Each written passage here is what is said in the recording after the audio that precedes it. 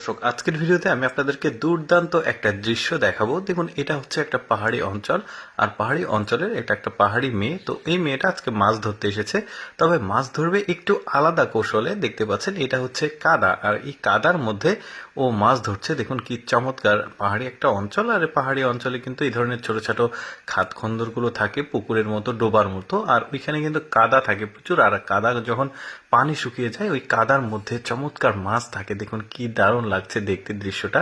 এগুলো হচ্ছে গুতুম মাছ, অনেকে আঞ্চলিক ভাষায় কদু পিয়া বলে, কেউ আবার পটল পিয়া বলে, আবার কেউ ওই তারাবাম মাছ ডাকে। কিন্তু তারাবাম মাছটা একটু বড় হয়, আর এটা হচ্ছে ছোট হয়।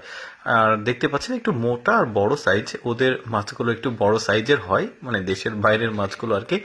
আর আমাদের দেশের যে গুতুম মাছ আছে, সেই মাছগুলোর সাইজ কিছুটা ছোট হয়। এই যে দেখতে পাচ্ছেন কত চমৎকার ভাবে ও মাছগুলো কাদার মধ্যে থেকে বের করছে, একসাথে অনেকগুলো করে আছে, দেখতে ভালোই লাগছে। এই ডোবার মতো একটা জায়গা, পানি শুকিয়ে যখন গেছে, আর তখন কিন্তু ওই কাদার মধ্যে মাছগুলো লুকিয়েছিল, আর এই মেয়েটা এসে ধরছে। কি চমৎকার দৃশ্য কিন্তু!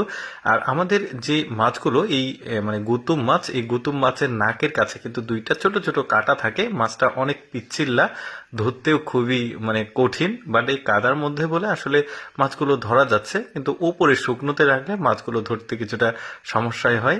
তবে দৃশ্যটা কিন্তু বেশ চমৎকার। দেখুন একসাথে অনেকগুলো, মানে যেখানে থাকছে সেখানে মানে একই ফ্যামিলির 4-5টা করে মাছ আসলে ওখানে থাকছে। খুবই চমৎকার দৃশ্য কিন্তু। এই যে দেখতে পাচ্ছেন, যারা আসলে গ্রামের মানুষজন আছেন তারা জানবে যে এই কাদার মধ্যে এই ধরনের মাছ ধরার কতটা মজা। এই যে বেশ চমৎকার ভাবে আসলে মাছগুলো ধরছে, আর দেখতেও কিন্তু খুবই দারুণ। আর এই মাছগুলো অনেক স্বাদের মাছ। যারা এই গুতুম মাছ মানে যারা খেয়েছেন তারা বলতে পারবে কতটা চমৎকার। তো এই মেয়েটা যেটা করবে, এই মেয়েটা এই মাছগুলো ধরছে, এই মাছগুলো নিয়ে গিয়ে আবার সে বাজারে বিক্রয় করবে, সেটাও আমি আপনাদেরকে দেখাবো। যেহেতু এটা একটা পাহাড়ি অঞ্চল, আর পাহাড়ি অঞ্চলের মানুষদের কিন্তু প্রতিদিন প্রচুর পরিমাণে মানে সংগ্রাম করে টিকে থাকতে হয়, জীবনযাপনের লড়াই যাকে বলে। এই মাছগুলো ধরার পর সুন্দরভাবে পরিষ্কার পানিতে সে ধুয়ে এই মাছগুলো নিয়ে গিয়ে বিক্রয় করবে। একটা ঝুড়ি দেখা যাচ্ছে, প্লাস্টিকের ঝুড়ি, পিঠে করে নিয়ে যাচ্ছে। অনেকগুলো মাছ সে পেয়েছে, মাছে পানি দিয়ে এই মাছগুলো নিয়ে গেল। জীবিত থাকলে কিন্তু মাছগুলো আসলে বিক্রি করার সুবিধা হয়।